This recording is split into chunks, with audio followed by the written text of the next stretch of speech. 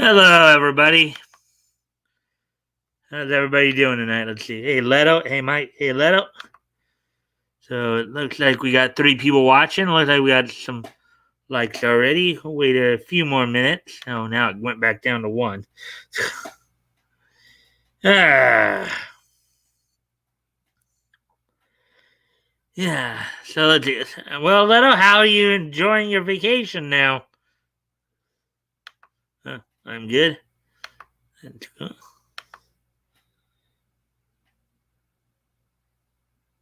Don't go by the numbers. I guess you get a point there.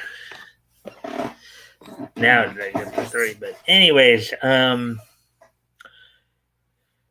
we got 3 people in here thus far, so looks like so. Wait a few more minutes. See if we can get some more people. As always, so key, just me being lazy. Let's see. Let's see now. Wait a few more minutes to let more people come in. As always, I do appreciate any and all likes and shares. Does help with the algorithm. Also, helps get the word out. Um, let's see now.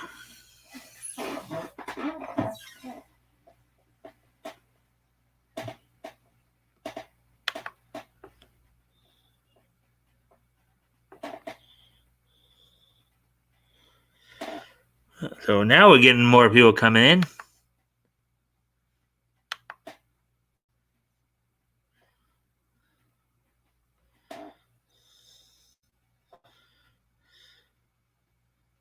About 5 people in here now.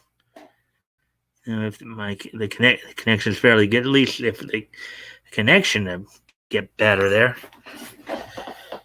And from StreamYard, drove my brother to the emergency room, and it's a hospital that takes forever to release someone. So periodically, I have to call to know his status. He seemed fine enough. And there's ATC. Hey, ATC. See, action appears in the shadows and pants. Oh, and fade into dark. Oh boy. All right.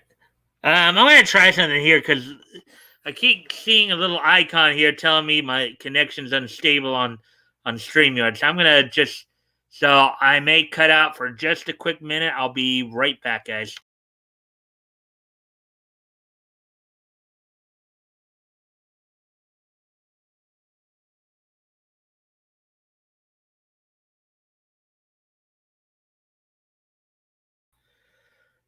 All right. So yeah. Okay. So now that icon's gone. So hopefully now hopefully now that got all cleared up.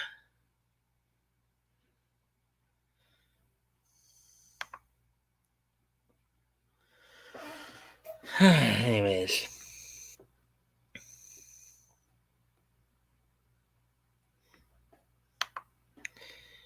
ATC.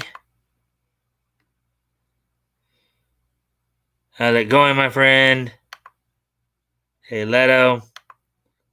Hope you're well. I'm alive, Leto. Thanks for asking.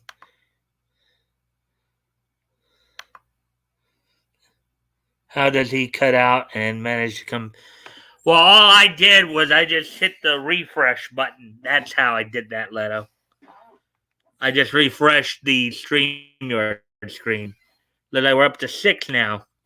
That's good. No idea. I can't do that. Maybe it is a StreamYard thing, I believe, because the only reason I did that was because I kept seeing a little icon telling me that the connection was unstable and or fairly good. And now we get it again here, but it looks like it's fairly good now. So hopefully, um, maybe no problem, ATC. All right, well, up to 6 people now, so that's good. As always, guys, I do appreciate any and all likes and shares. So that does help with y'all. How you doing, Leto? ATC, refresh on StreamYards. Oh, that sucks. I don't have that. All right. So anyway, so we have up to 6 people now. We're like just past 5 minutes into it. So we got a nice little group here. So I guess so tonight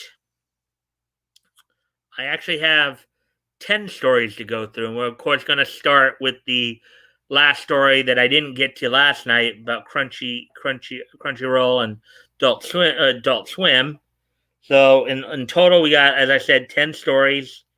Got one from television, four from comics, and 5 from anime. Two of the stories are from Bounding in the Comics. The other 8 are from CBR. So that's basically what's on tap for tonight. Let's see if anything else is being said here.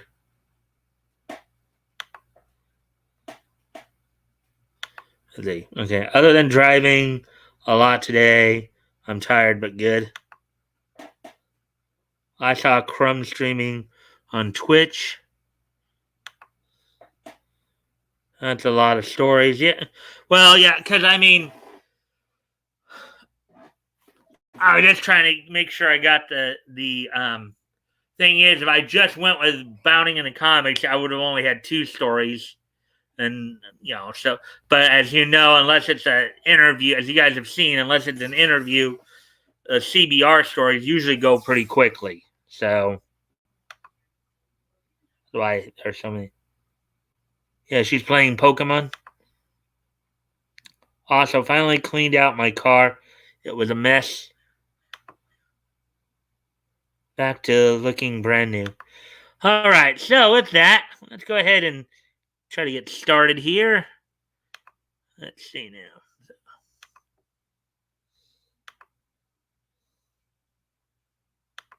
now. I will go ahead and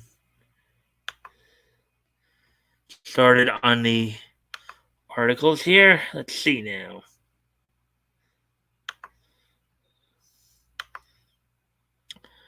And here's the first article we're going to look at. And this is kind of the one I didn't get to yesterday. So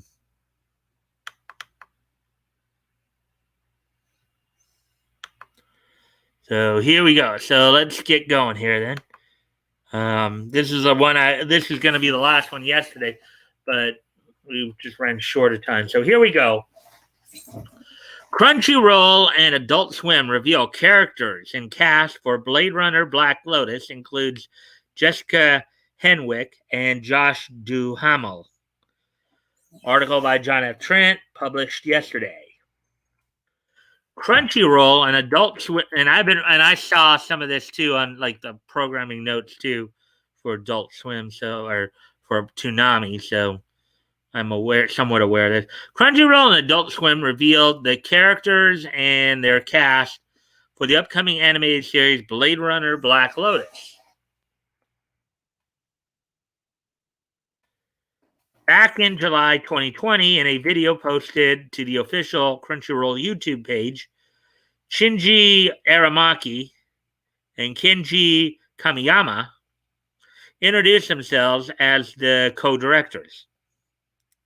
They discussed why they chose to animate the series using CG. Aramaki explained, quote, Director Watanabe's Blackout was hand-drawn animation. Well, it did have some CG in parts, although it was mainly hand-drawn. But Blackout was short, only about 20 minutes. Unquote there. Quote, to make this series, we thought about how the key to Blade Runner is its world concept. The mood it has, we felt that expressing that mood was really crucial. End quote. He continued. Aramaki added, quote, we wanted to maintain continuity. You could say in how the Blade Runner world looks and feels. End quote. Um, the director then concluded, quote, in terms of portraying the city to 3D CG was the way to do that. And we thought it might be entertaining to see animated characters against that backdrop. So we chose to do it in CG. Unquote. And I guess they're the two guys right there. So short. So they're the two co-directors right there. I guess. Crunchyroll Collection YouTube. Now, Crunchyroll and Adult Swim have released the character and cast list, including both English and Japanese voice actors for the series, in a press release. First up is Elle. She is described as a, quote, female replicant created for a secret and unknown purpose, unquote. She will be voiced by Jessica Henwick and Arisa Shida. Jessica Henwick doing the English voice, Arisa Shida doing the Japanese voice. Next is Joseph, a, quote, mysterious figure who owns a spare parts junkyard in Los Angeles, unquote. He is voiced by William Lee, I guess in English, and in Japanese, Shinshu Fuji. Alani Davis is a, quote, fresh LAPD recruit, unquote. She is voiced by Samira Wiley and Takako Honda. Neander Wallace Sr. is the, quote, founder and CEO of the Wallace Corporation, unquote. He is played by Brian Cox and Takaya Hashi. Neander Wallace Jr. is a, quote, brilliant scientist working for his father, unquote. He's voiced by Wes Bentley and Takahiro Koyasu. The only name that I have even seen before among the English actors here is Brian Cox. So there's not obviously your typical anime group, but I think this isn't like being done by, I don't think as much by like Studio Opera. This almost sounds more like a bigger deal than that. Marlowe is a, quote, deadly Blade Runner, unquote. He is voiced by Josh Duhamel and Titan Kusunoki. Josephine Grant is the, quote, wife of the police chief, unquote. She is voiced by Peyton List and Yoshiko Sakakibara. Earl Grant is the, quote, police chief of the LAPD, unquote. He's played by Stephen Root, another name I've heard of before, and Hoshu Otsuka. Doc Badger is a, quote, black market dealer, unquote. He's voiced by Barkad Abdi and Takayuki Kimba.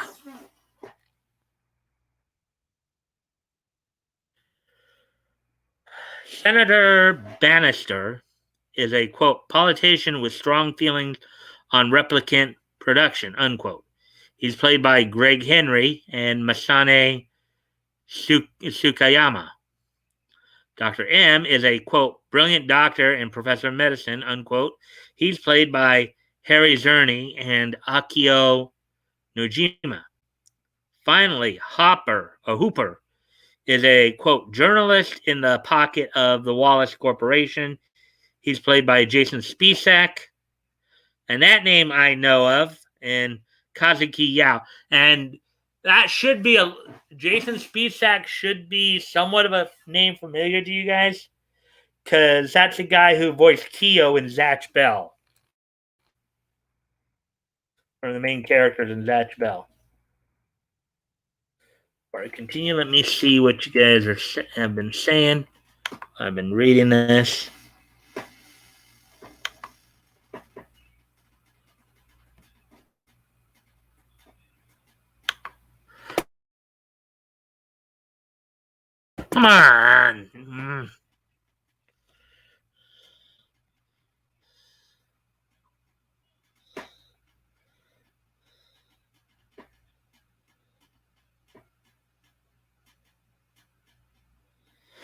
Yeah, I agree with you. I'm not too.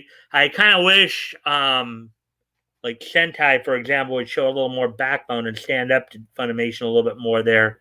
Um, for example, Leto. Like one of the things that I was kind of mentioning the other night, when I was talking about how I'm watching Yashahime, the thing that I would have preferred to see with Yashahime, like with Yashahime, they did at least allow the original the English voice actors to reprise their roles. I just wish they would have completed that and let the newer cast members, be. I just kind of wish they just let Ocean dub it instead of trying to dub it out of L.A. here. Not that I have anything against L.A. voice actors or anything like that, but just would have been nice for continuity here. And kind of the same way I feel about the Hunter x Hunter dub. I kind of wish that it allowed Blue Water to continue dubbing that one. Me either, Leno. Remember Nick saying he wanted to do something to give them competition, kicking the idea around. Some people have talked about Vic possibly starting a studio. But as I said, one of the things there are already studios out there that could give them competition if they just, grow a pair.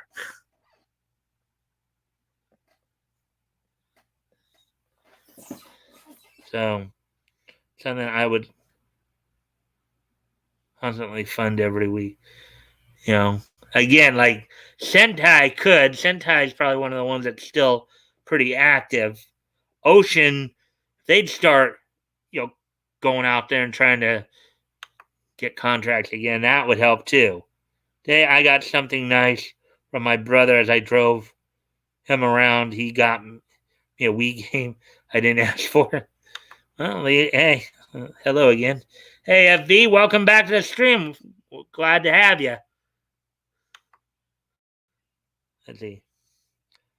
Tatsunoko versus Capcom Ultimate All Stars looks like a cool game. Yeah, it's a classic fighting game featuring a lot of comic characters. Hey, FV. Sorry, Mike, I'm rambling about my day, not staying on topic with the story. Hi, Leto. How was your day?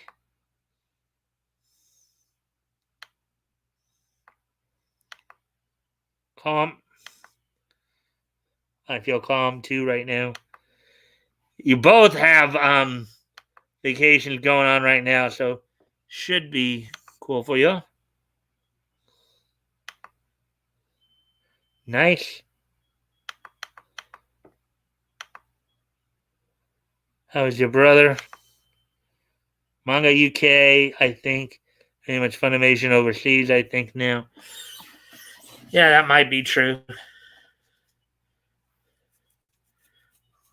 But again, even here here in North America, again, Sentai and Ocean, if they just stand up to Funimation a little bit more, that would be nice.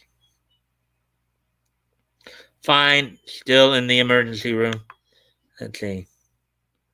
What was the problem?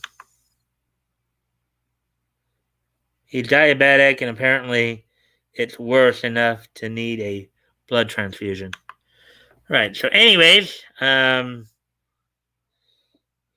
let's get back to the article. We have 6 people in here now, so get back to this article here from Founding in the Comics. The series will be 13 episodes long. Okay, so this is for Blade Runner Black Lotus. And it's expected to be out sometime later this year. The series is produced by Alcon Entertainment and animation studio Sola Digital Arts. So not your typical companies involved. A first look at the series will take place during San Diego Comic-Con at Home 2021 during a panel on Friday, July 23rd, which is, of course, 2 weeks from tomorrow. The panel will begin at 8 p.m. It will feature both directors Aramaki and Kamiyama, the series executive producer Joseph Chow, voice director Wes Gleason, voice actress Jessica Henwick, and co-creator of Toonami and senior vice president Jason DeMarco. Do you plan on checking out the San Diego Comic Con panel? What do you make of the character and cast list? Yeah, well, this is more, obviously not your tip. Again, not the usual suspect, but still pretty good.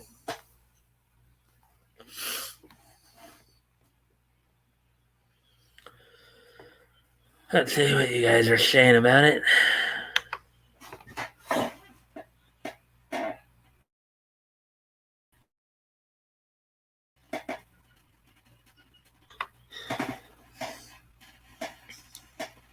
Oh, that's hard. Yep.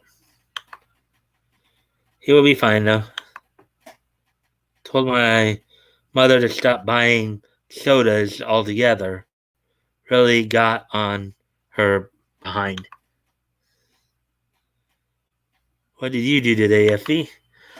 All right, so we're about to move on to the next story here, the second and last story from Bounding into Comics here, before we head over to CBR.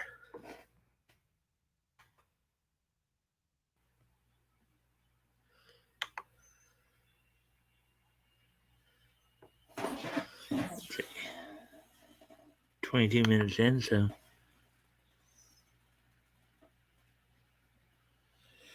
Oh, yeah.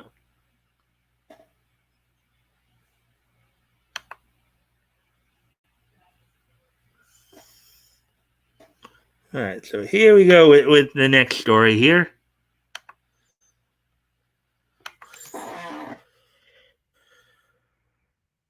Okay.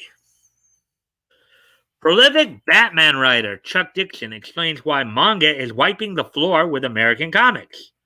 Written by John F. Trent, published earlier today. Longtime Batman scribe and co-creator of Bane, Chuck Dixon recently explained why Japanese manga is wiping the floor with American comics. And Chuck Dixon himself, of course, is involved in the Arctoon stuff, with Archaven Comics right now as well. We've been covering the last few weeks. Dixon recently uploaded his 65th episode of Ask Chuck Dixon to his YouTube channel with Ricardo Garcia, where Ricardo Garcia asked him, quote, "What is your theory, thoughts on why manga is wiping the floor with American comics?" Unquote.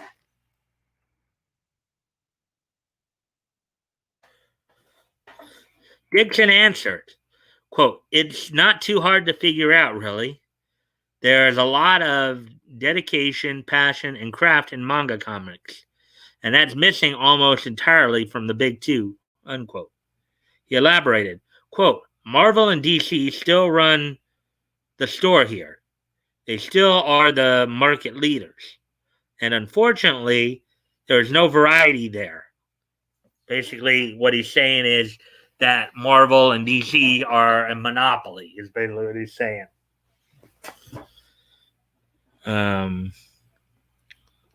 They still, we read that part. There's nothing really different. There's not something for everybody the way there is in manga, unquote. So here's a cover, Source My Hero Academia, Volume 27. Dixon then touted the artwork in manga. Quote, "It's not hard to see. The artwork is attractive. It's different. It's engaging. It's interesting. It's varied.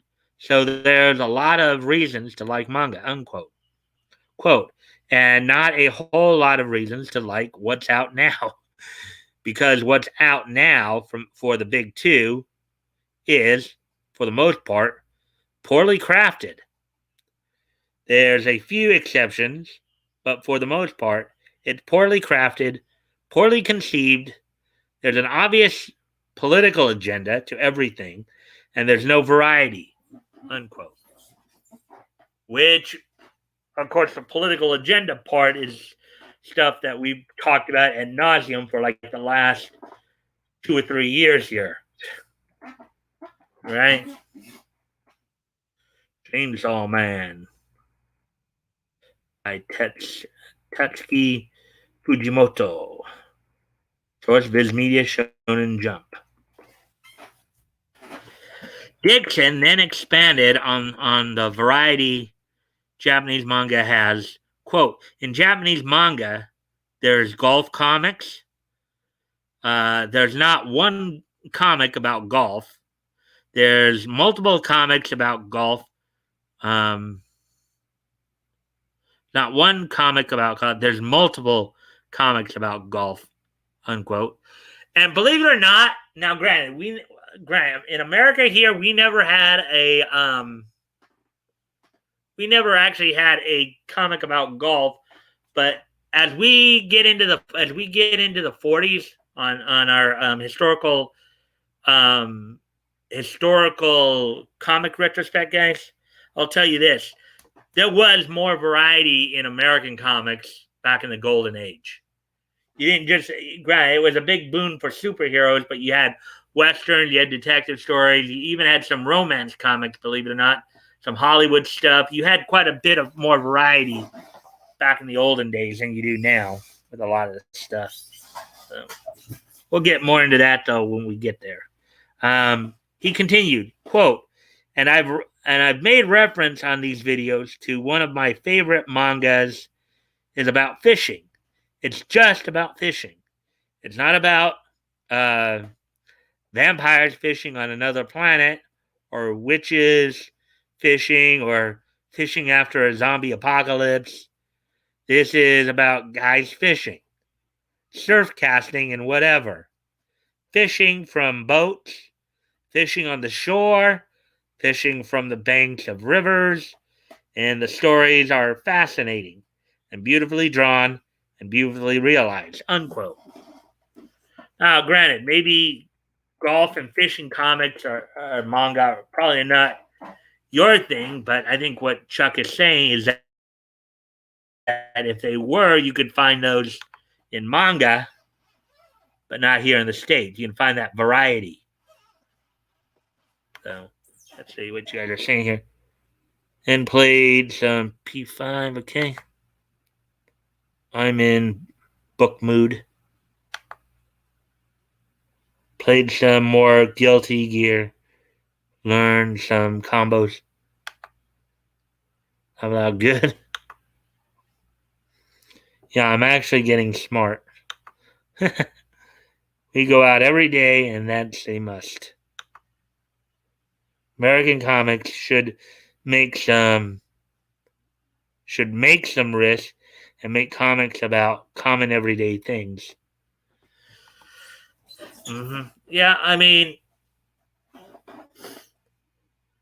again, as we get into the 40s on the historical comic retrospect, Leto, I'll show you back in the golden age, they did a lot more of that. You know, you did have some more slice of life and even some romance comics, believe it or not. But yeah, me and my wife were shopping. I bought this container that had so many muffins, laugh out loud. Well, I mean, going out, like talking, like taking a walk or go for a coffee or for dinner. No lie, they were huge. I ate 2. I said, I love you. She said, ah. I said, not you, the mother. Oh, God. Oh, brother. We do shopping together too, but I don't call going out. All right. Well, anyways, getting back to the article here.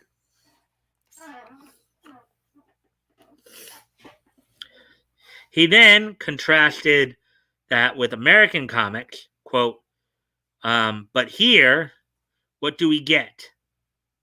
We get superheroes and poorly done superheroes. there really isn't anything else at the mainstream companies. Um, which is kind of true. I mean, you don't, yeah, I mean, you don't have as much of that. In fact, again, you don't really have the anthologies like we're reading from back in the golden age, which had more variety as well. Archie comics would probably give you more of the slice of life stuff. But, it's superheroes, superheroes, superheroes, and they are all avatars for the writer's political agenda. And they're kind of tiresome. They're not particularly well drawn. They're not particularly well realized. Unquote. Mm-hmm. He's nailing it. Viz Media Shonen Jump. Here's, I guess, the cover of Dragon Ball Super. Look at that. Goku and Vegeta right there in comic form. Story by Akira Toriyama. Art by Toyotaro 13.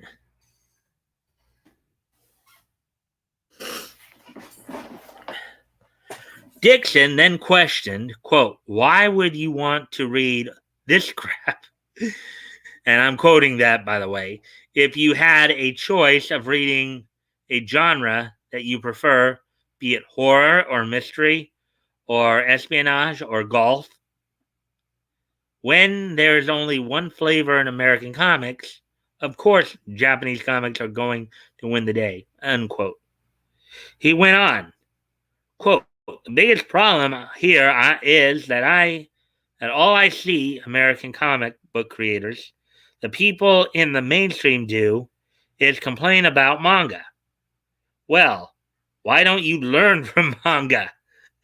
Yeah, that's a good idea, Chuck. That's what they probably should be doing. Why don't you look at what manga is doing and do that? Unquote. Because they're so egotistical that they don't want to give up trying to preach to people. That's why. Let's see, number 20. Let's see, here's Ore-sama Teacher. Story and art by Izumi Shibaki, number 29.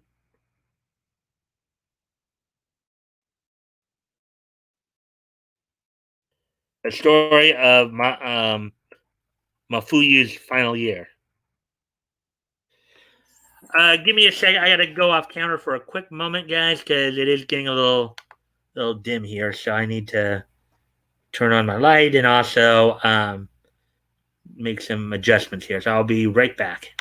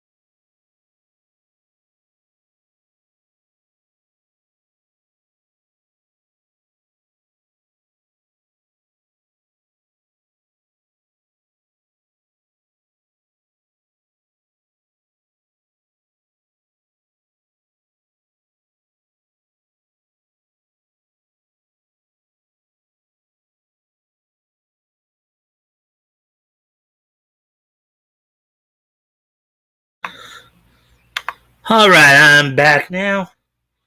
Let's see what you guys have been saying here before I get back to the stories. Let's see. Oh, nice, nice. Ball Z is still a safe bet for manga to make money. Yep. Also bought a huge salad, but I'll eat at an hour while watching some shows. Also, when I play on the PS, he plays his most precious online game. Um, what's his game of choice? Well, talking on Discord with his guildies. My wife plays Second Life. That's her precious game. War Robots. Never heard of it. And then the emoji. Okay, so anyways, back to the article here. Okay, so Dixon then offered a solution for American comics to compete. Quote, and I don't mean draw people with huge eyes and lots of speed lines.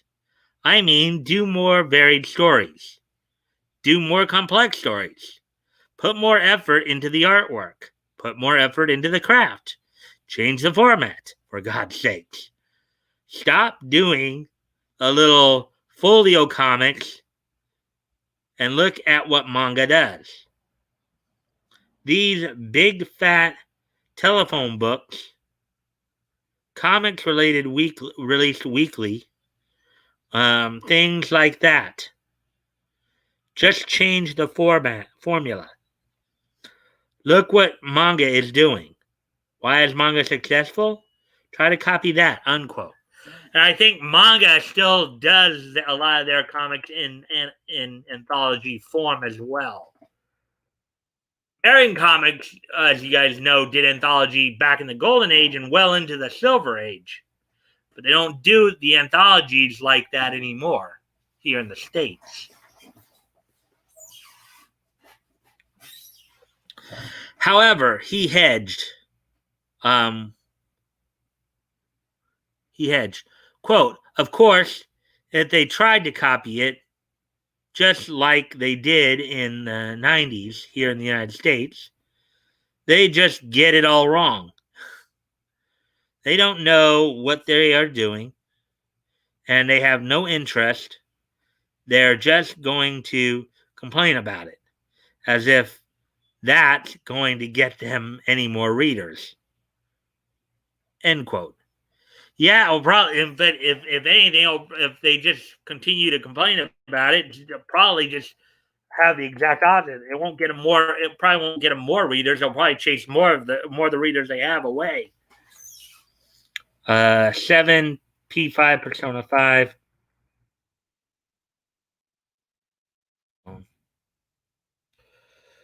Original concept by Atlas. Art and story by Hisato Murasaki.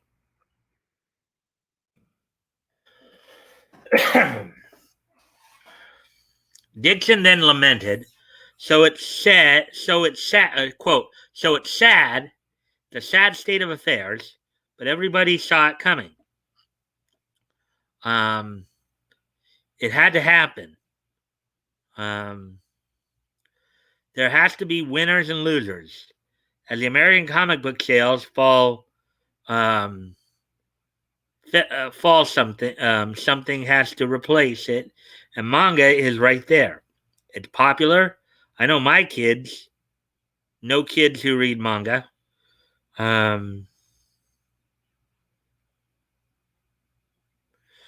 They don't know anybody who reads American comics. I believe that should have been an unquote right there. Quote, and the kids that my kids know who read manga are just casual readers. They're not fans. They're not geeks. They're not going to conventions. They just like reading manga. They like reading it on their phone. They like reading it in books.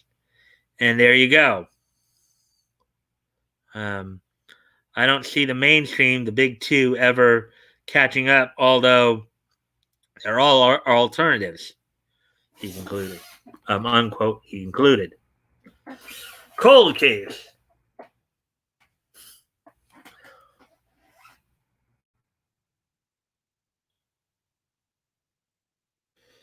Story and art by Gosho Ayama, Volume 79. What do you make of Dixon's explanation? Yeah, I think he's spot on. I think he's really spot on what he's saying.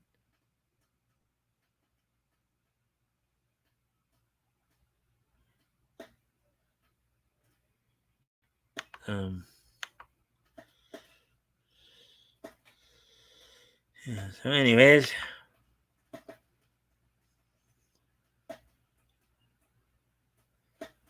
all the discussions. Working on kicking someone out. We should start a guild. Just gotta find a game we can all play together. I had one. I was an officer too. So we can kick toys out for no reason. Laugh that loud. Shea was the game. I see P5 there, Mike. Yeah, P5. I think that was Persona 5 is what that was on that. What they were talking about. Persona is a manga as well as a game. That's the game I'm playing. Oh, it's a strategy game. I see. Which game, Leto? The Shaya. No, it's not strategy. Hey, May, welcome to the stream. So, anyways, we're done in bounding in the comments. As always, guys, I do appreciate any and all likes and shares. Does help with the algorithm. Get more people in here. So, if you haven't already, if you can like and share, that'd be appreciated. Anyways, now we're going to move on to the CBR articles.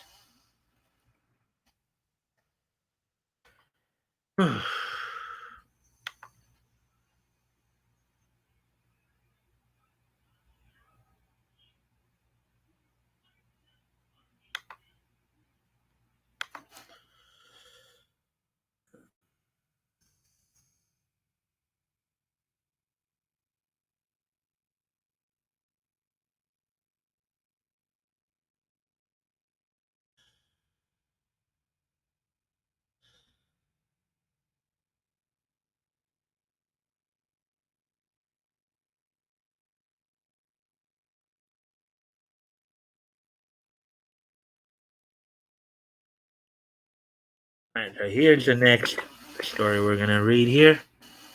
See where we're at on time. 43 minutes, so I like we're doing pretty well there on time. The FV saying hi to May. Hey, May, everybody saying hi to May. Let's see. No, Leto. Let's see. Hey, hi, Leto. I don't know what those kinds of games are called. Let's see. You control one character.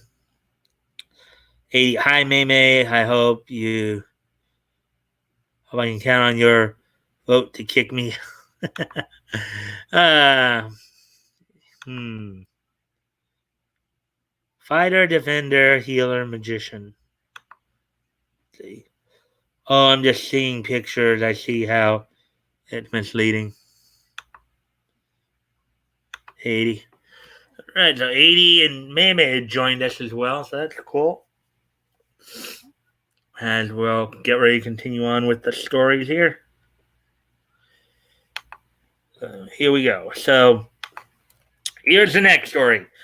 Kirkman and Howard's new sci-fi series Code debuts in Skybound X #5 exclusive. Robert Kirkman and Jason Howard are reuniting for a new sci-fi series titled Code, with the comic making its first appearance in Skybound X #5. By Tim Adams. Okay, so the article is written by Tim Adams, published 13 hours ago.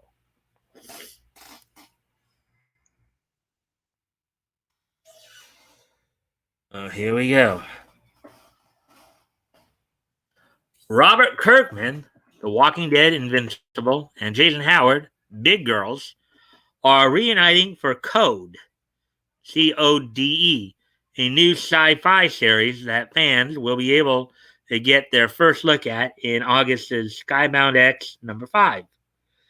CBR has an exclusive look at a character sheet for CODE, which stands for Combat Orb Defense Engines.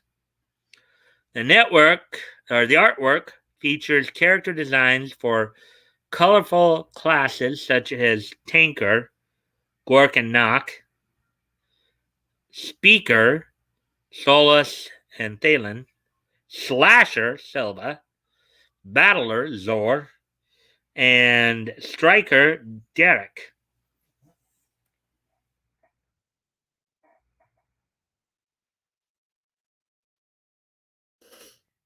Let's see. Quote, Jason Howard and I have been talking for a long time about making our next project the biggest, wildest thing we've ever done. And that's how CODE was born. Unquote. Robert Kirkman said. Quote, this is the beginning of something truly ambitious that combines all the genres we love into one big superpowered epic.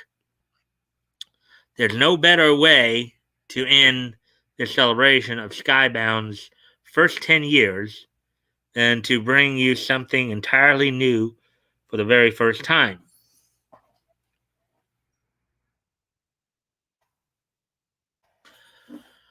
Quote, it's been a blast to reunite with Robert on a new project.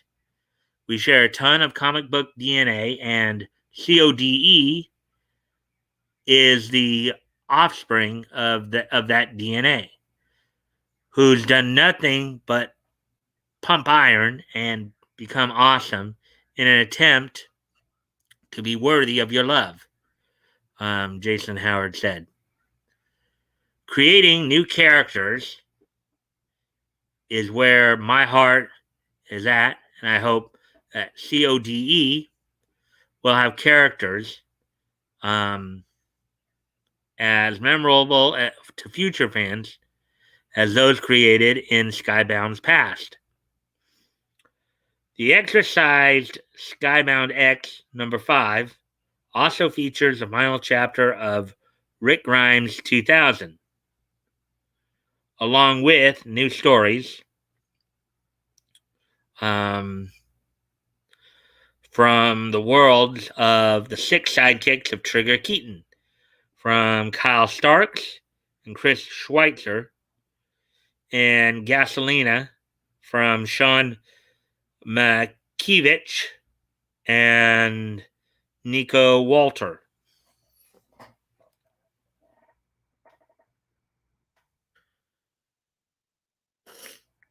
Skybound X number 5, written by Robert Kirkman, Kyle Starks, and Sean Makiewicz. Art by Ryan Otley, Chris Schweitzer, and Nico Walter. Skybound X number 5, cover A by David Finch, Diamond Code May 210052.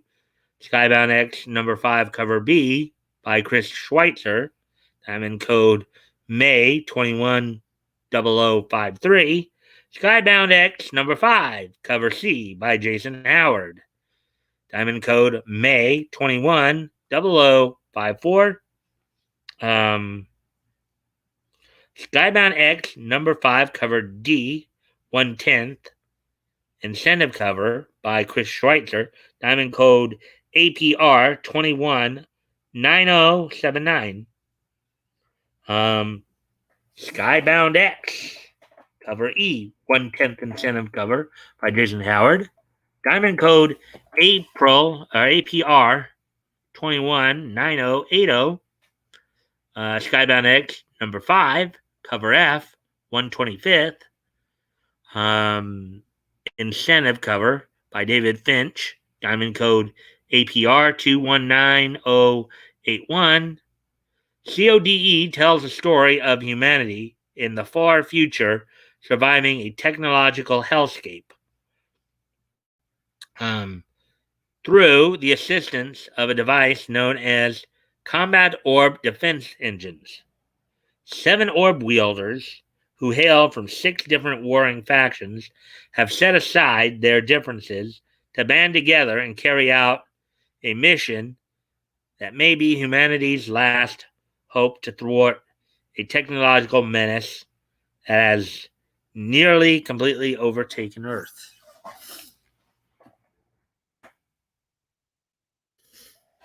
Hmm.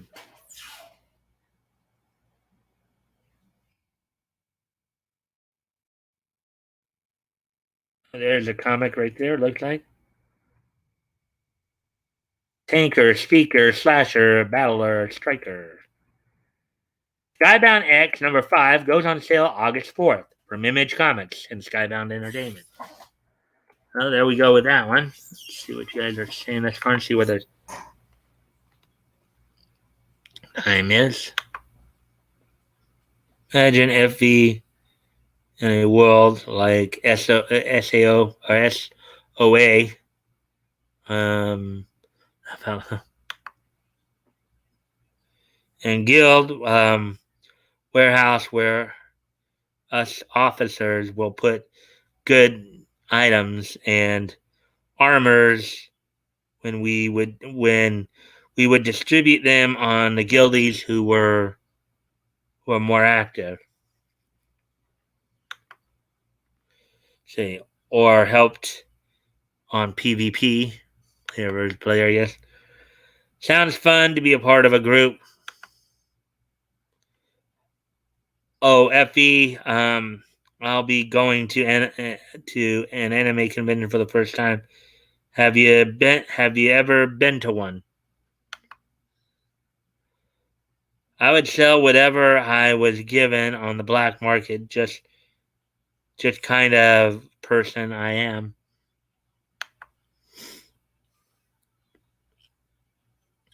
Let's see. Um, there were different places to go to. We had chapels in game, and the gamers would have weddings too, kind of like in Sword Art Online. Um, there was a market too, where you would go in person to sell your goods. Sounds nice. 80. You also play some games. There was a suite you would buy with real money to look like a bride. Okay, so anyways, on to the next story here.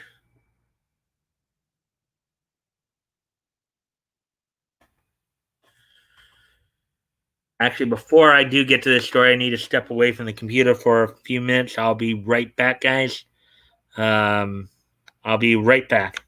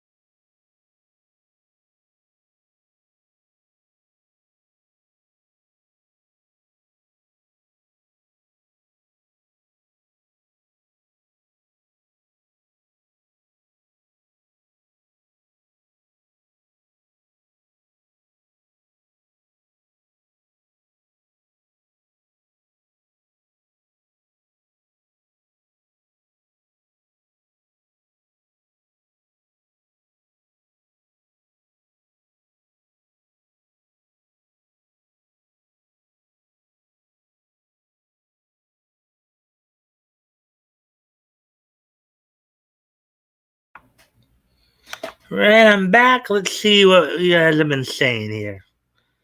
Yesterday, after Mike signed off, I had nothing to watch. So I logged on to Twitch to watch people play games live out loud. Some were funny, some weren't. The weird times we live in. I would have never predicted that watching people on our friends play video games would be the entertainment of the future.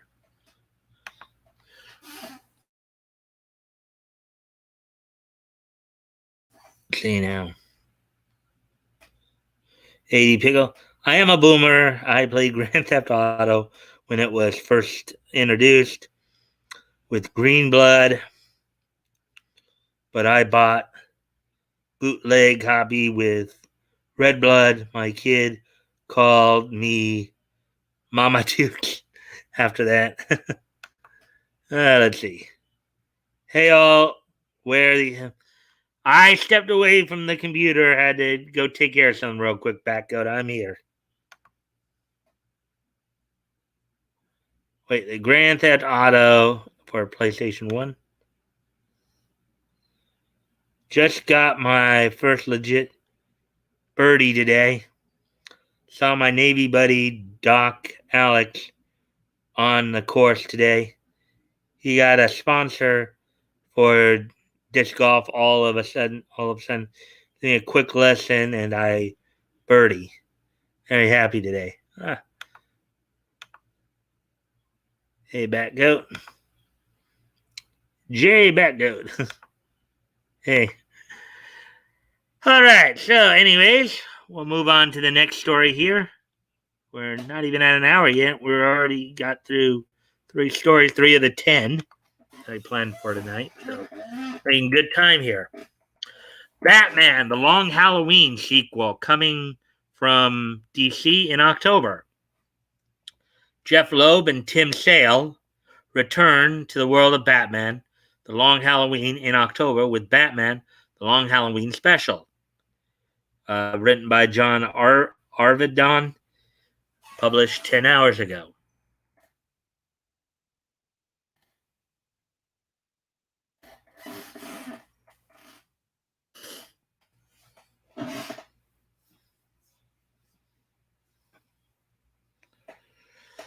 DC is continuing the story of Jeff Loeb and Tim Sale's seminal Batman the Long Halloween with a new prestige format one-shot entitled Batman the Long Halloween Special. Written by Loeb, illustrated by Sale, colored by Brennan Wagner, and lettered by Richard Starkings, Batman the Long Halloween Special clocks in at 48 pages and goes on sale in October, just in time for Halloween.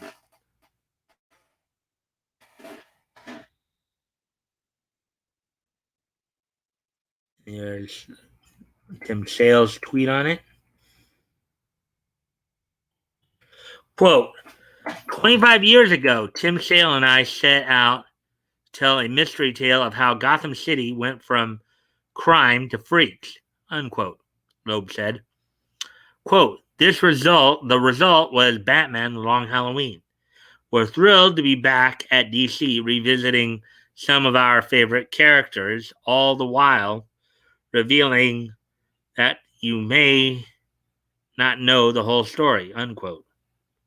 Quote, as it has always been, working together on Batman has brought out the best of Jeff and myself as Gotham City storytellers, unquote. Sale added, quote, we have been blessed to have the mighty talents of Comic Crafts, Richard Starkings, with us every step of the way, and we are very fortunate to welcome colorist Brennan Wagner to help shape our latest venture, unquote.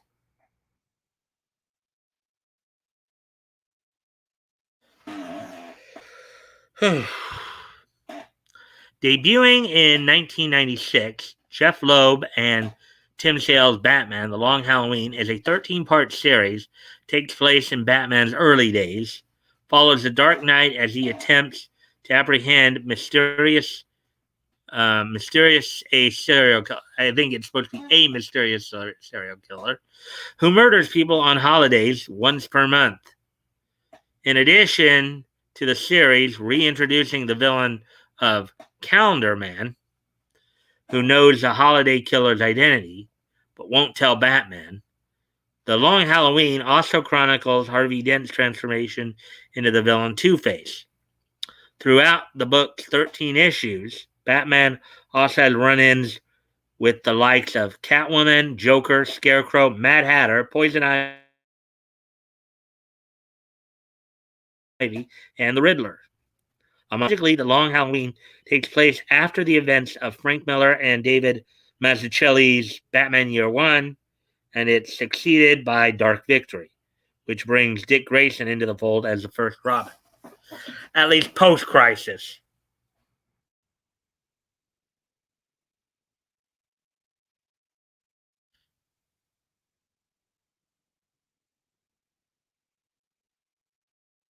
There's Two-Face. There's a comic version of Two-Face.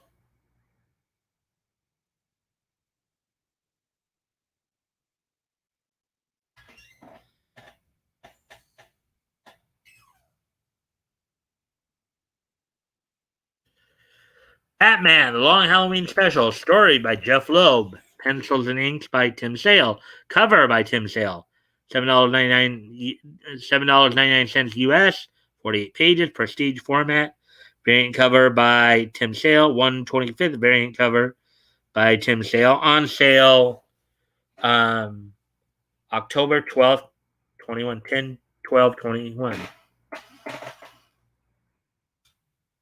Batman, The Long Halloween Special by Jeff Loeb, Tim Sale, Brendan Wagner, and Richard Starking goes on sale October 12th from DC.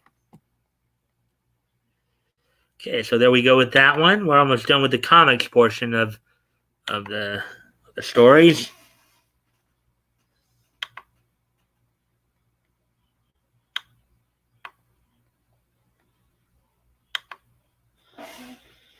With driving brother around and shopping with the wife. Nightwing. Wish, his initials, Mr. Fancy Oh Lala. Translation, he literally got good this summer and is moving to intermediate amateur status. Pretty cool in my book. It's on my playlist. So still listening to those songs you sent me. That's YouTube playlist. Check out more though. They have 8 albums. See. Although makes me laugh because it reminds me of getting kicked out by YouTube for the first time. Plus, he's an ex-Navy corpsman like me, so he rules. Let's see. That was a great stream, Leto. That's actually. It's forever hidden by YouTube, although I can see it, but said it's blocked to public. Can't even delete it, laugh. Sounds cool, Batgoat. Okay, so anyways, so now we'll move on to the next, as we've just passed the hour mark, we'll move on to the next story here. You guys.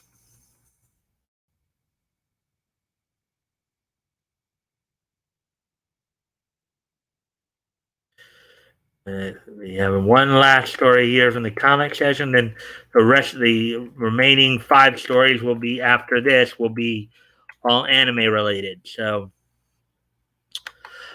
Frank Miller celebrates the late Richard Donner with a heartwarming message. Daredevil and 300 writer Frank Miller pens a short but heartfelt message honoring the late Richard Donner. Frank Miller is a guy who, of course, wrote Batman Year One. So, article by Samuel Gelman published 4 hours ago. And Richard Donner, as I recall, is a famous director. So here we go. Daredevil and 300 writer Frank Miller penned a short but heartfelt message honoring the late Richard Donner, who died on July the 5th. So he died this past Monday. Richard Donner, as I recall, was a director. Quote, Richard Donner showed us the mythological potential of the superhero, unquote. Miller wrote on Twitter, quote, he convinced us of the impossible, and just like Superman did with Lois Lane, he swept us off our feet. Forever grateful for what he gave us, and we'll miss him greatly, unquote. Yeah, Richard Donner did the Superman movies of the late 70s there with Christopher Reeve. Aside from Superman, Donner was well known for his work on The Omen, The Goonies, and the Lethal Weapon franchise, a universe he intended to continue with Lethal Weapon 5. He also directed episodes of hit shows such as The Twilight Zone, The Man from U.N.C.L.E., Gilligan's Island, and Perry Mason, 1957. Miller is the latest to pay tribute to the late director. Marvel Studios president and Marvel Entertainment chief creative officer of Kevin Feige said that he owed his career to Donner and his wife Laura, while Drew Struzan, the famed movie poster painter, illustrated a poster of Christopher Reeve's Superman, Christopher Reeve's Man of Steel, to honor Donner. Quote, hashtag Richard Donner made us believe a man could fly, unquote, Struzman wrote. Oh, that's it for that one.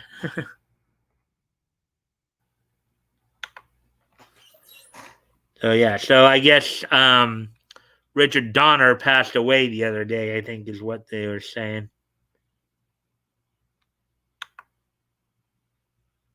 Okay, Nightwish people, check them out. I wish La Valette, it's 1 under par 3, and I made it in 2. 80 on the potty, tell someone else. Oh boy. Little TMI there, 80. What is Nightwish? Metal band.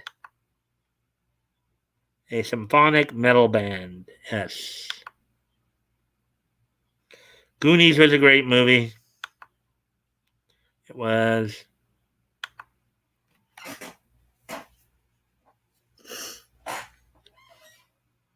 Great. Goonies was a great movie. 80 off the potty. Okay. Let's not mention it too much of as good movie it is. Internet algorithm might pick up on it and might remake it, but all female cast. Yeah. A link for one of their songs. Let me see. Before I move on, let me just check into something here.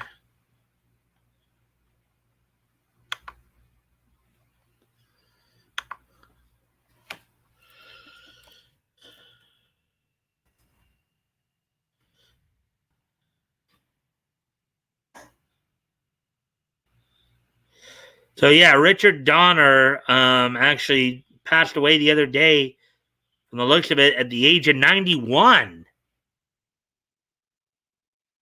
He was 91 years old when he passed away.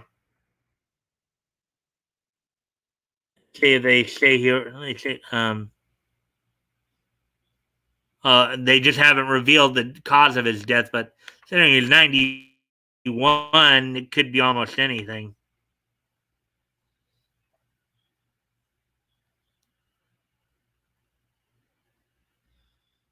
Okay.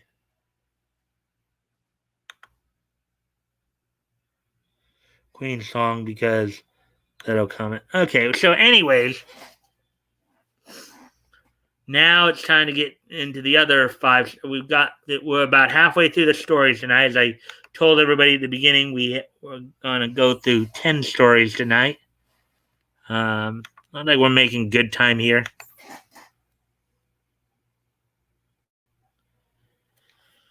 So now the other five will be, of course, anime related.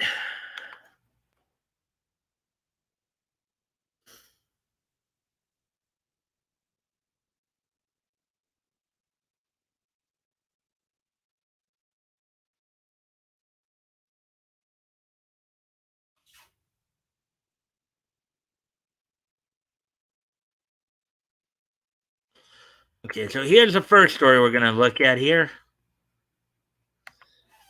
in the anime section. Side bit ball for me. It's 8-bit. I'm way too cool for the room. Sorry. Oh, that was a joke. Don't hate. What? What's that, Bat Goat? Too late, Bat Goat. I think it went over my head. 8-bit. It's the mess. Check it out. All right. So, anyways, as we now get into the anime portion of the stories here, Attack on Titan Studio Mappa addresses animator pay controversy.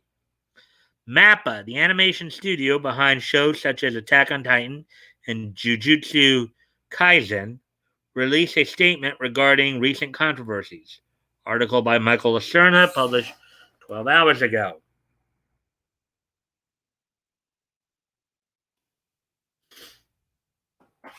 Mappa, the animation studio that produces several popular anime series, including Attack on Titan, Jujutsu Kaisen, and the upcoming Chainsaw Man, has released a statement in response to recent claims that allege the studio is underpaying and overworking its staff.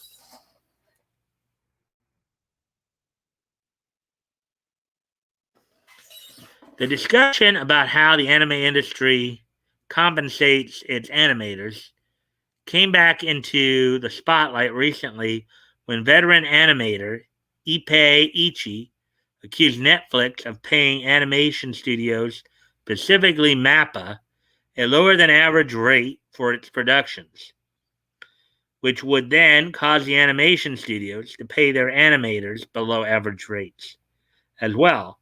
Ichi later clarified that they thought the problem was with Netflix, not with Mappa, saying, quote, to avoid misunderstanding, I have to say my issue is with Netflix. For all the exorbitant amount of capital they have, it's a problem that they've started to place orders with such low rates. Quote, or end quote. Regardless, Mappa felt the need to comment on the situation. And in a statement posted on its official website, translated by Anime News Network, Mappa claims it has never offered, quote unquote, unreasonable pay rates to its staff. Studio claims it offers, quote, a fair rate relative to the budget of the project, unquote, which doesn't necessarily refute Ichi's earlier claims, which it doesn't, because basically, I think it says exactly what Ichi said. Ichi wasn't criticizing his bosses. He was criticizing the people who hired his bosses, for basically lowballing them.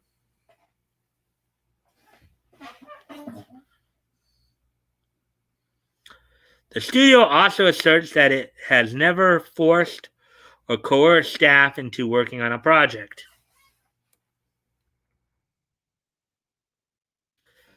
Attention was also drawn to Mappa when a freelance animator who worked with the studio on the most recent season of Attack on Titan accused the company of quote, factory-like, unquote, unhealthy working conditions. The animator accused MAPPA of working them until, quote, the sun came up, unquote, and criticized the studio for taking on too many projects. While MAPPA never directly responded to these allegations, the company did recently announce the opening of a new studio building, which was designed with quote, the intention to improve the workplace environment, unquote. The new studio features, quote, an open space lounge where people can refresh themselves, unquote, and a modern design of MAPPA hopes that MAPPA hopes will attract new animators.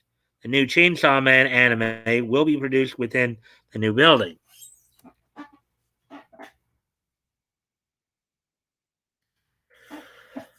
The incidents involving MAPPA are just one part of a larger controversy surrounding the entire anime and manga industry, which has been widely criticized for poor treatment and compensation of its artists and animators. In February 2021, the New York Times published a report stating that full time animators in Japan make as little as $200 US dollars, $200, $200 US dollars a month,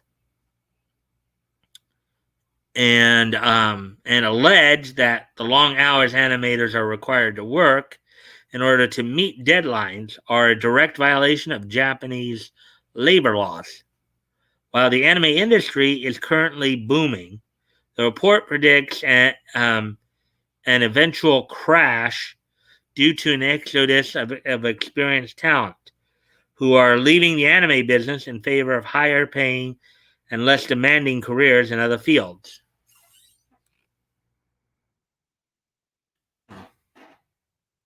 There you go with that.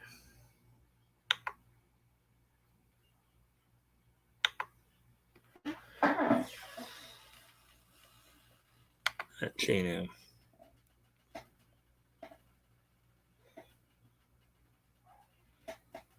Oh, that's such a good tribute, might I say, better than the original. I see a cute sheep alpaca girl.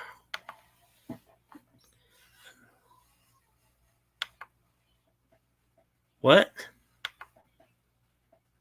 On the screen, laugh out loud. Oh, yes, I see it. Need to figure out what anime it is, but Mike scrolled up too fast on his story, laugh out loud. I need to figure it out.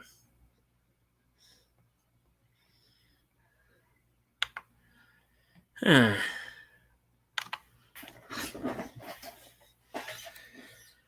right, well, I don't know what you're referring to there, but I'll go back down a little bit here. Well, actually, we'll just go on to the next story. Maybe you'll see it again as I scroll back up as I'm doing the stories here. Let's see. We're at an hour 21, so I'll try to.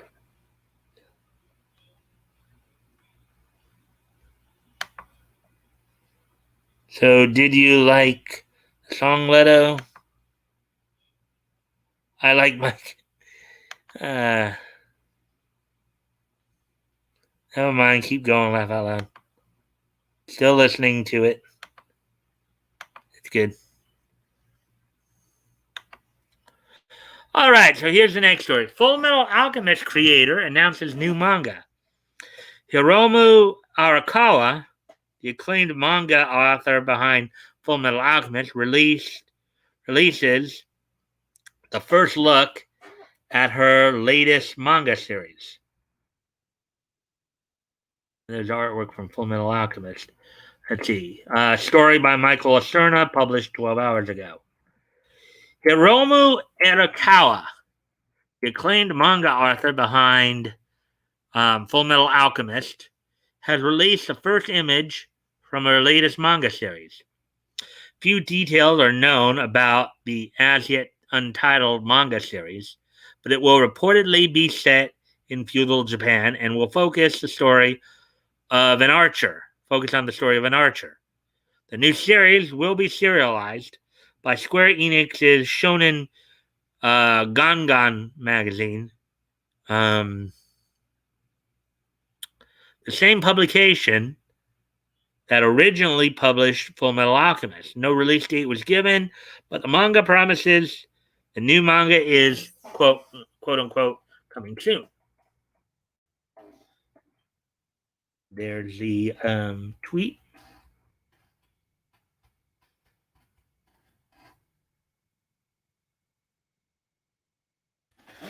In June, Shonen Gangan teased that it would have some new announcements to make in time for the 20th anniversary of Full Metal Alchemist's original publication. While this new manga series doesn't seem to be related to the adventures of Edward and Alphonse, it does appear to be at least one part of the new announcement that the magazine was referring to. The next issue of Shonen Gangan which will be released on July the 12th, 4 days from now. But let's see. I believe that will be Monday, in fact. This coming Monday. Will have the full details regarding the new manga project. Since the conclusion of Full Metal Alchemist in 2010, Arakawa has been working on her ongoing adaptation of the heroic legend of Arslan manga. I've seen that anime. That anime is pretty cool too, which is based on a series of novels by Yoshiki Tanaka. It's currently unknown if the series will continue once this new manga begins serialization. Oh, there we go. There's that one. We've already got through 2 of the 5 anime stories.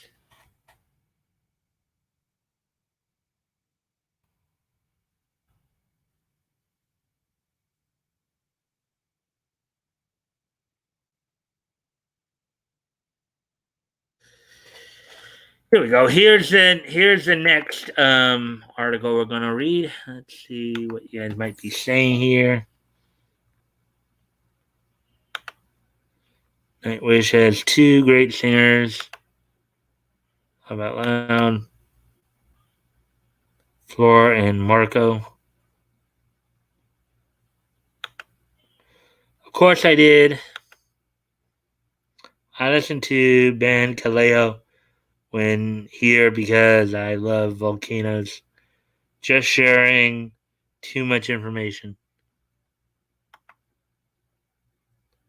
AFK, 10 minutes. Okay, Effie.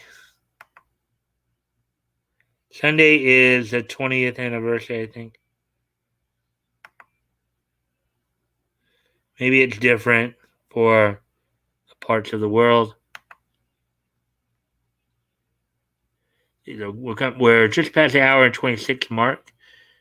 Hour and 26-minute mark, so we're doing good on time here, I think. Let's see. Jujutsu Kaisen. My Next Life as a Villainess. Actors and more join virtual Crunchyroll Expo. Crunchyroll announces more guests for its upcoming virtual expo, including the stars of Jujutsu Kaisen, My Next Life as a Villainess, and more. Article by Michael Lacerna, published 9 hours ago. And there's, I think those 2 I think the guy on the left is from Jujutsu Kaisen, the one on the right is from My Next Life as a Villainess.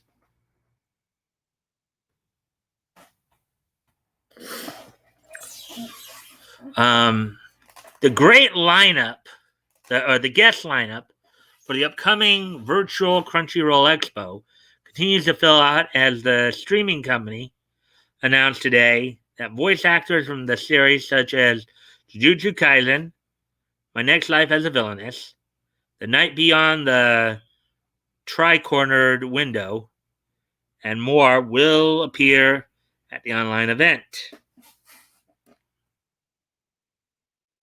Crunchyroll announced that an online convention will host a new group of guests, which includes Junya Inoki, who voices Jujutsu Kaisen's central protagonist Yuji Itadori, and has previously played roles in JoJo's Bizarre Adventure, Demon Slayer Kimetsu no Yaiba, and Beastars,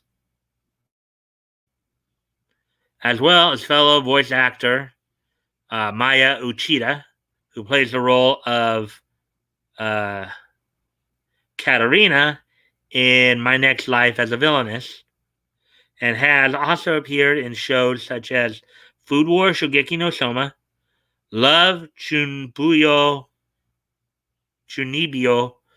and Other Delusions, and Infinite um, Dendrogram.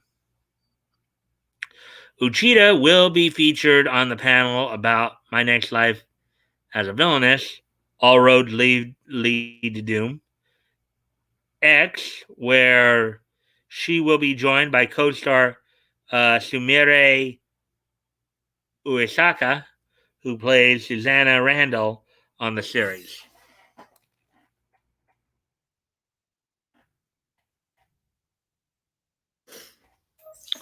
Inoki and Uchida will also be joined by voice actor Kanan Amani and producer Takayuki Funahashi, who will be there to promote the upcoming sci-fi mecha series Shakugan. Amane stars in the series as a heroine, uh, Mimempu, who sets out on a dangerous journey with her dad. Sakugan will premiere on Crunchyroll in this October and is being produced by Studio Satellite, which is also known for its work on the Macross series.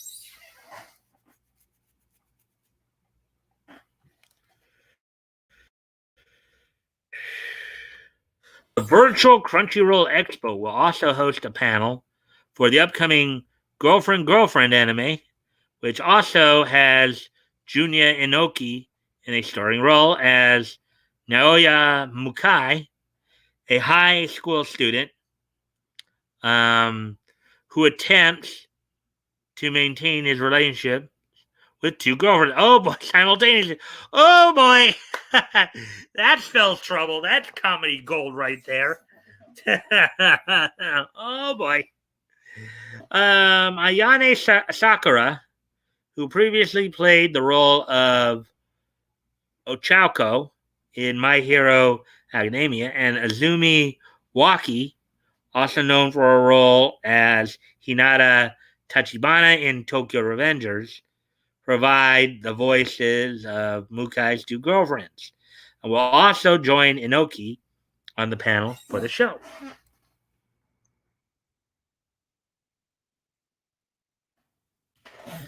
The horror romance anime, The Night Beyond the Tri-Cornered Window, will also get its own panel, which will feature Nobunaga Shimazaki, who voiced Yuki Soma in Fruits Basket, and My Hero Academia's Wataru Hatano.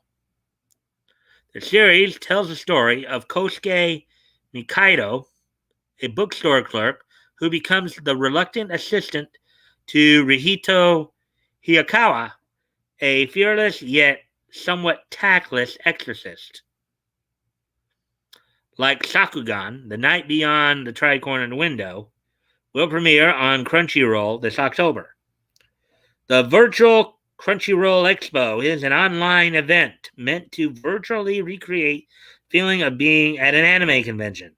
The expo will feature activities such as panels, exclusive merch sales, a cosplay contest, and a musical set from DJ Teddy Lloyd. Um, Fans will be able to participate in the expo online for free on August 5th to the 7th. Yeah. Let me go with that one. Let's see. I might be saying this. Okay, 10 minutes. Okay. I saw that. Let's see.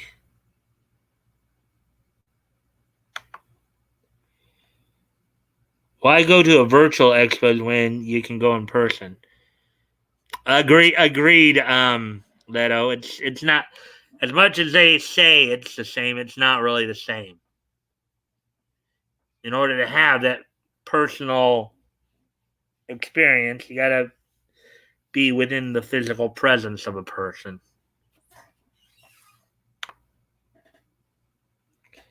Agree with you. Get chance to go in person. Go. Memories are the best if you can remember them. No, I did that in college. It was like a sitcom,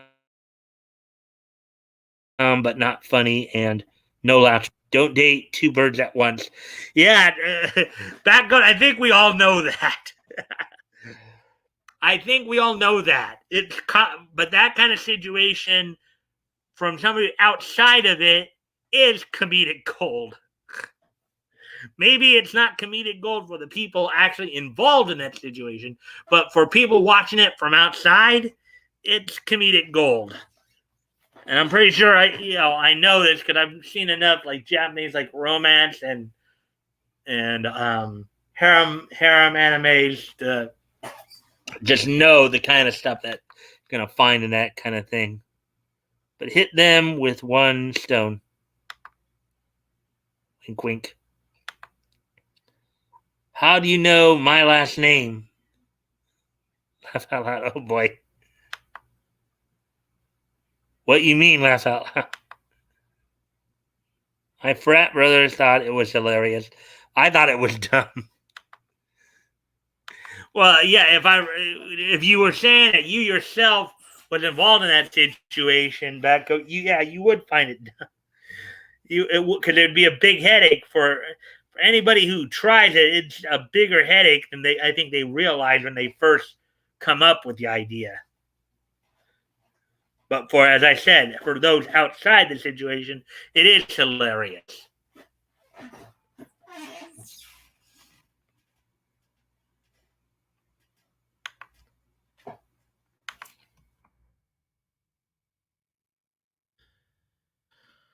Okay, so here's the next one. We're almost done. We got just two more stories here. Let's see where we at. An hour 35, so we're again making good time. I'm breezing through these stories. Hayao Miyazaki's Future Boy Conan gets a 4K remastered US release.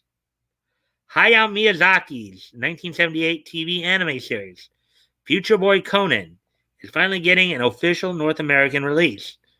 Remaster and dub courtesy of G Kids, which likely means if G Kids is doing it, it will likely, I think, will likely mean that it'll be more of the like New York voice actors who will probably be like involved in that, like maybe Mark Thompson, you know, could be like Veronica, depending on who they get, be like the ones who are usually based out of New York, who were formerly like because G Kids I think is I think G Kids a lot of the voice actors they got came from 4Kids.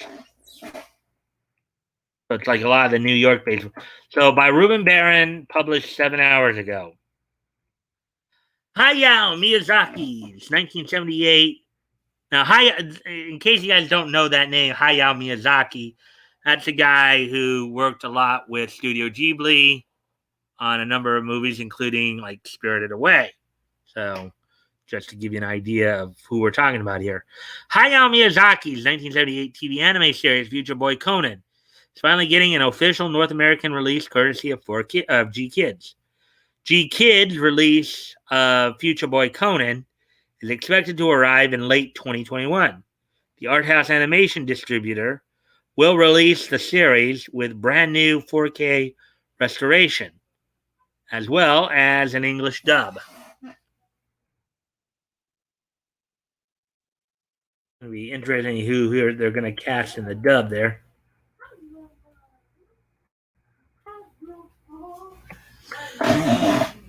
The official summary of Future Boy Conan is as follows. 20 years ago, a terrible war fought with, now 20 years ago, so from 78 was at the time, so talking about 1958, around there. A terrible war fought with magnetic weapons caused the Earth's axis to tilt, and earthquakes and tidal waves destroyed civilization. Conan is born into this new world, raised by his adopted grandfather on an isolated island, but his life is forever changed when a mysterious girl named Lana washes ashore, pursued by shadowy operatives who seek to use her in a new scheme to control what's left of the world.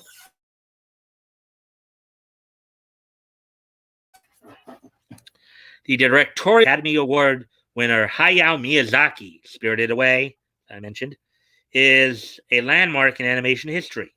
This delightful sci-fi adventure series, beloved worldwide, but never before released in North America, features a new English language version and 4K digital restoration. It'll be interesting to see who they cast for this on the English side of it. Future Boy Conan was produced by Nippon Animation and is loosely based on the 1970 American science fiction novel The Incredible Tide by Alexander Key. The series ran for 26 episodes and received 2 theatrical compilation films, as well as a 1999 spin-off series from a different production team, Future Boy Conan 2 Taiga Adventure. As the first major directorial works spearheaded by Studio Ghibli co-founder Hayao Miyazaki, it has been one of the most in-demand anime classics to have never seen a proper release in the United States up until this point. Streamline Pictures attempted to release 2 dubbed VHS collections in the 90s, but the estate of Alexander Key blocked any American release on copyright grounds.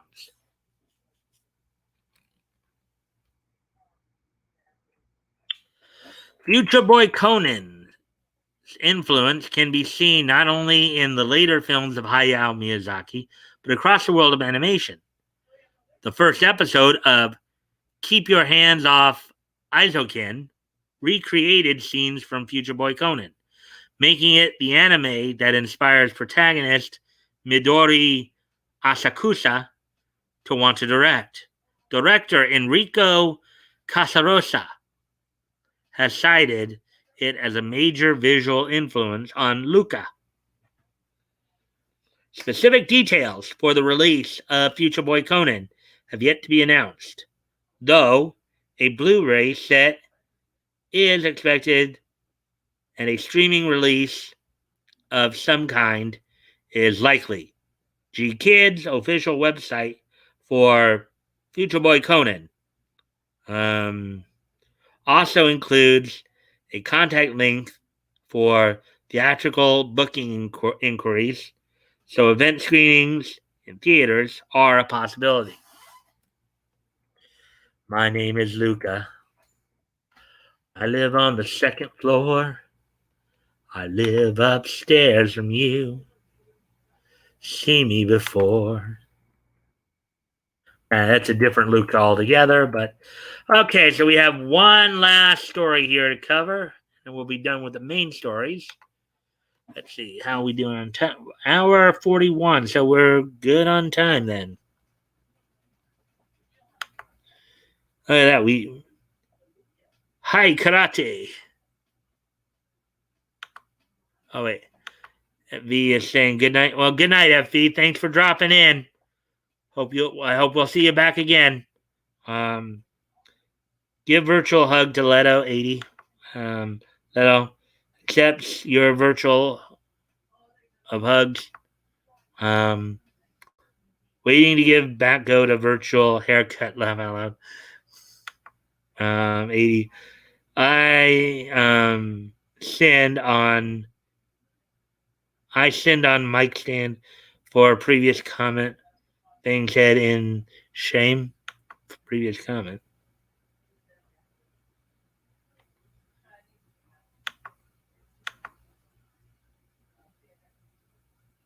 Well, as far as I can tell, well, unless you said something even earlier than what I'm back through. Good night, FV. I like being with you guys. I don't see anything here that you would claim to be sinful. Usually, the only thing I usually will kind of, he does not look bad. Okay, let's see.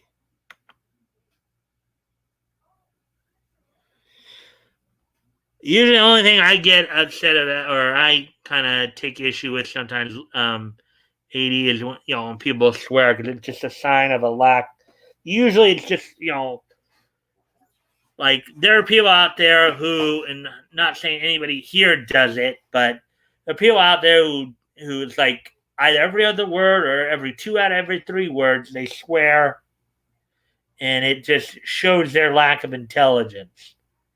That's the only real thing that I really, now I know there's, and even I've done this too, where sometimes in the heat of the moment or whatever, you will say a swear word. That happens, but if you can't make your point without feeling the need to swear like every other word or 2 out of every 3 words, then you got a bit of a problem there, communication wise.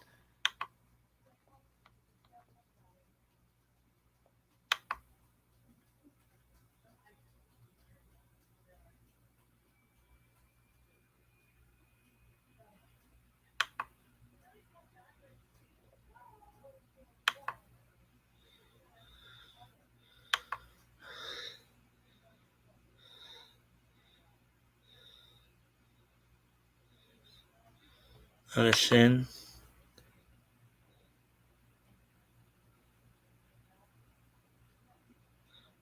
Only one woman gets to touch my hair. I'm gonna see her tomorrow, hopefully, and pimp out a new style. Yeah, we try our best, Mike. Yeah, everybody does. I mean, obviously, I understand sometimes in the heat of the moment, we all, even I've done that too. In the heat of the moment, yeah, a swear word's gonna slip out. But as I said, you shouldn't need to swear to make your point. If you're like just talking, if you feel the need to like swear either every other word or 2 out of every 3 words, then obviously you got a bit of a communication problem there, because there's a vast vocabulary to use, and swear words are only one small fraction of it. So, anyway, so let's get to the last main story of the night here. And here it is. Satoshi Kon's Perfect Blue gets Steelbook Blu-ray release. G-Kids and Shout Factory have announced a Steelbook Blu-ray release of Satoshi Kon's film Perfect Blue, featuring an exclusive art book and more. I know Perfect Blue has been shown on Toonami before. I do know that much. By Lydia Levecchi, published 7 hours ago.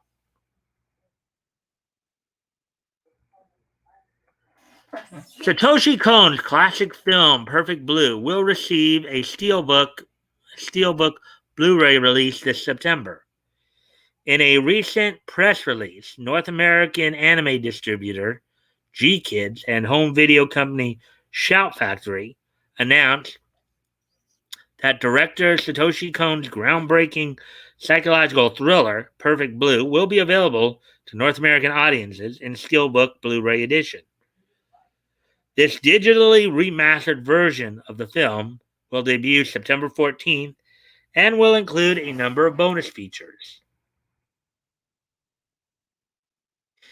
In addition to the digitally remastered cut of the film, the Steelbook edition will also include the original SD version of the film with Japanese mono, Dolby Digital 2.0 audio, Both versions of the film will feature English subtitles. Furthermore, the Steelbook boasts an exclusive, never before seen 12-page art book, several theatrical trailers, and TV spots, including new trailers, the film's US and UK re releases, interviews with the film's English cast and crew, and 4 new featurettes.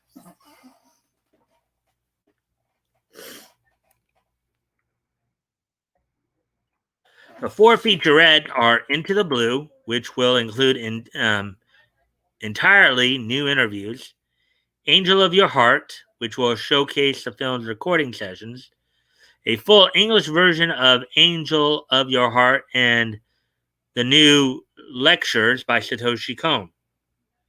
Released in 1997, Perfect Blue was the directorial debut of the late Satoshi Kon, who we just talked about the other day, who had that documentary that was coming out from him about him. It pioneered many of the themes and concepts he would further explore in his later anime films like Paprika and Millennium Actress. Even beyond the scope of anime, the surrealist and psychologically horrifying Perfect Blue has had a tremendous influence on a number of films, most notably director Darren Aronofsky's Requiem for a Dream in Black Swan.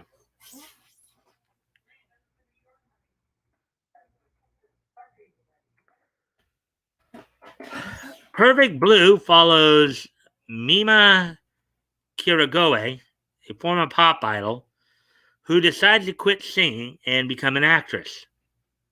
Her managers convince her to accept a recurring role in a popular TV show, and her new career seems to be taking off.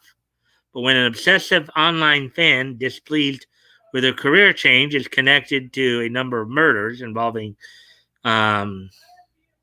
Mima's managers and colleagues, the guilt-stricken Mima's reality becomes blurred in a series of increasingly vivid, bizarre, and life-threatening visions. Wow, that does sound like a horror story.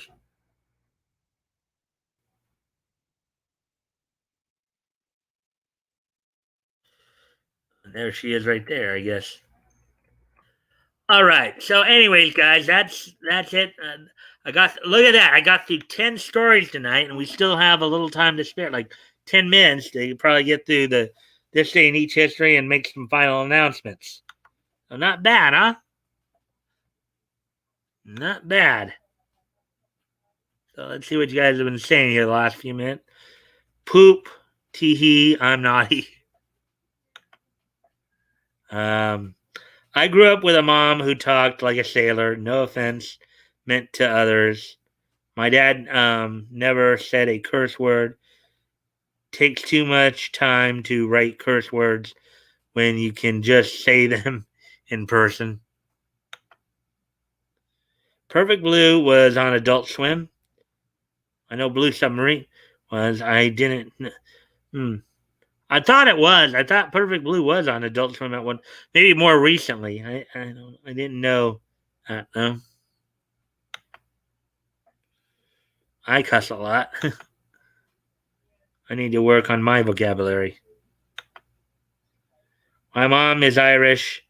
I am an ex-sailor. I swear a lot. Poop. She.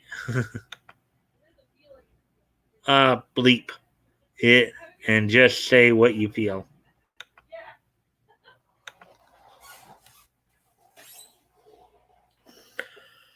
All right. Well, anyways, so before we, of course, we're now at an hour 51, going on an hour 52. So I guess it's a good time to start wrapping up. Are you guys ready for this day in each history?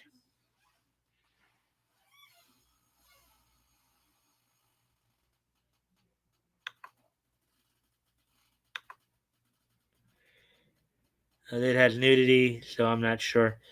Yeah, but even if it has nudity in it, it still could have been like put on Adult Swim because remember, Adult Swim is the hours you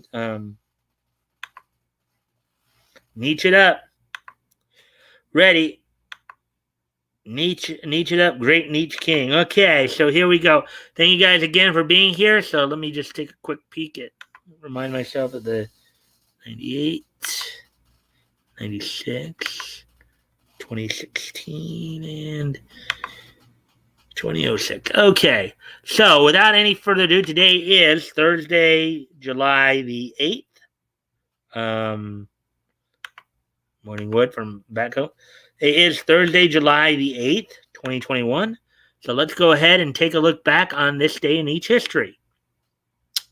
And our first stop, we're going to go back 25 years ago today on this date in 1996. From the Disney MGM studios in Orlando, Florida, WCW had recorded a series of episodes for Monday Nitro. This being the main live one.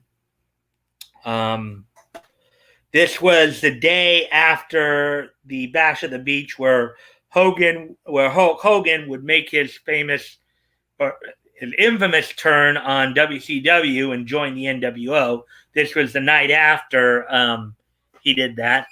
In the main event of the night, saw Sting defeat Arn Anderson. Also on the night, saw Ric Flair with Deborah McMichael, Miss Elizabeth, and Woman in his corner. Defeat Jim Powers in a WCW United States heavyweight title defense. In a number one contenders match for the WCW World Tag Team Championship, the Steiner brothers defeated the Nasty Boys. And starting the night off, of course, Rey Mysterio Jr. would defeat champion Dean Malenko in a WCW World Cruiserweight title match to become the new champion. So that's all that happened on this date 25 years ago in 1996. WCW held its Monday Nitro event, recorded a number of shows.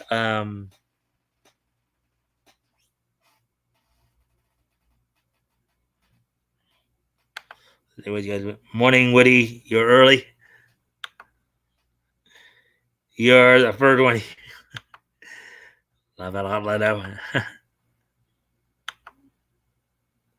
How you been, Woody?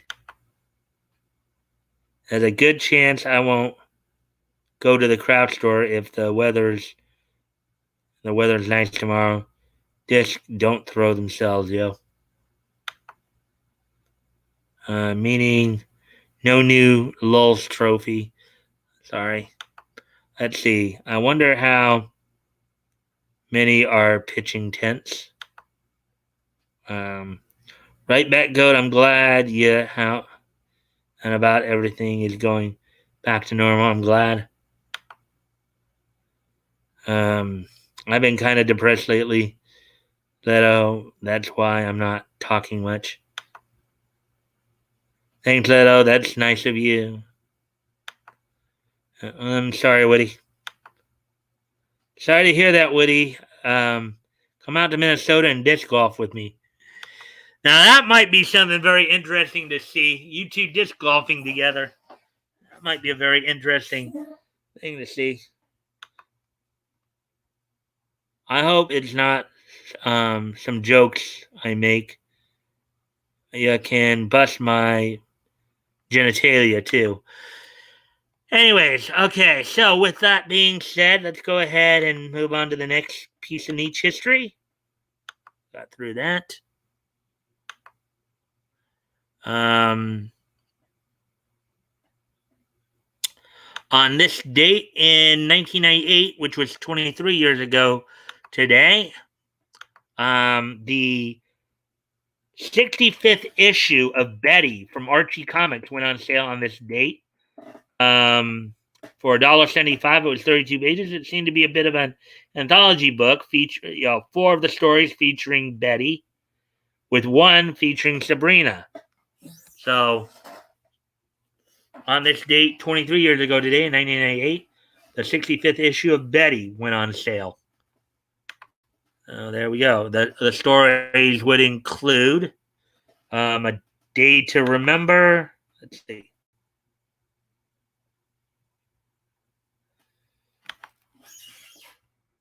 Need to remember.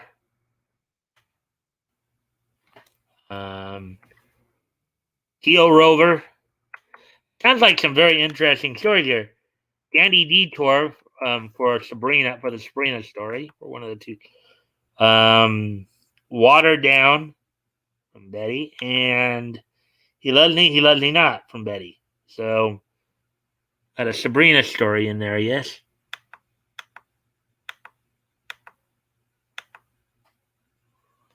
There we go. So, that's that. Let's move on to the next story. As we move ahead to 2006, I believe. On this day in 2006, the animated movie Brave Story, a an animated movie based on the Japanese novel written by Miyuki Miyabi, would premiere on this date in 2006, 15 years ago today. So on this date, 15 years ago today, 2006, the Japanese animated film from Gonzo Studios, Brave Story, based on the novel written by Miyuki, I believe. Let me see. Miyuki Miyabi, was released on this date.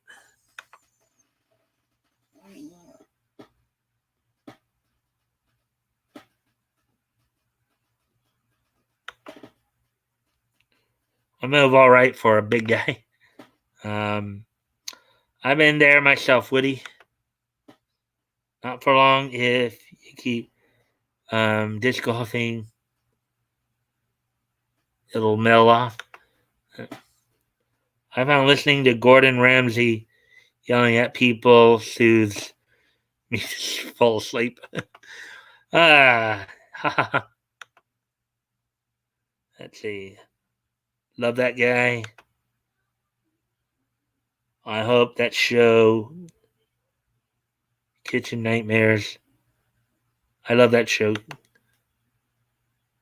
My buddy Alex has lost 65 pounds since he got out of the Navy, only from throwing disc. Gives Leto a high five. High five.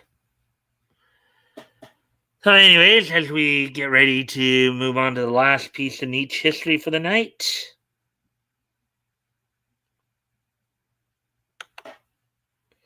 I don't like that yelling chef stuff. I'm a GGG dude.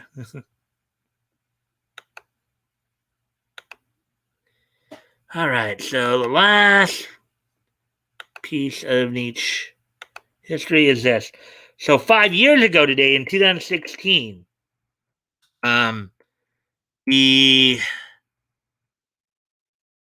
CGI animated children's television series Wordplay, produced by Jim Henson Productions, the same company, of course, that did the Muppets,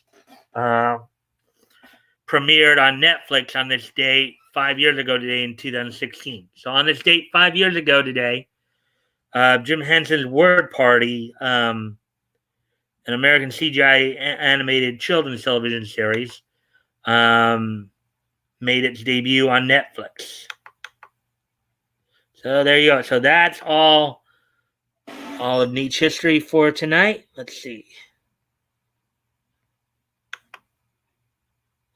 And we saw that. High fives. The GGG. That question. Guys, grocery games. I love that swearing loudmouth chef. Agree to disagree. Cool. I like my goofball guy. He's a dork, laugh out loud. All right, so, all right, well, anyways, guys, I thank you guys again for being here tonight. So just a reminder, tomorrow night, of course, is our weekly historical comic retrospect. We continue our look at books that went on sale in December 1937, focusing tomorrow on the books that came out from Ultem Publications, most notably Funny Picture Stories and Funny Pages, Volume 2, Number 5s, reading, of course, Jack Strand, Abdallah, His Highness, and the Mad One. I'm looking forward for Batgoat to be joining me. I'll send you the link, of course, that afternoon. Um, so I'm so I thank you all for being here tonight.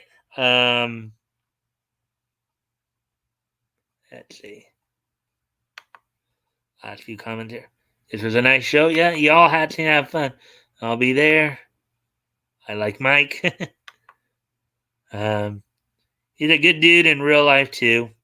He did a lot for charity during the lockdown. And thank you for hosting stream. No problem. I always like to talk a lot of stuff. I'll be here. And thank you all. All right. So, guys, thank you again. I look forward to seeing you all tomorrow night. That good. I'll send you the link sometime tomorrow, midday or so. And I bid you all adieu and good night. Bye.